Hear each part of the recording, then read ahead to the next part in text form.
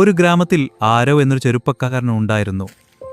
വളരെ ബുദ്ധിമാനും സ്വപ്നങ്ങളുള്ളതുമായിരുന്നു അവൻ. പക്ഷേ അവനെ എല്ലായ്പ്പോഴും പിന്തുടർന്ന ഒരു കാര്യമുണ്ടായിരുന്നു: ഭയം.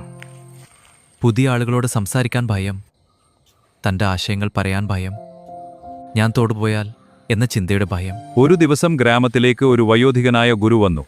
ഗുരുവേ, എനിക്കെല്ലാം ചെയ്യാൻ മനസ്സുണ്ട്, പക്ഷെ ഭയം എന്നെ പിന്നോട്ട് വലിക്കുന്നു. അതിനെങ്ങനെ വിട്ടുകളയാം? ഗുരു ചിരിച്ചു. ശേഷം ആരവിനെ ഒരു ചെറിയ നദിക്കരയിലേക്ക് കൂട്ടിക്കൊണ്ടുപോയി. ഈ നദി കടക്കണം.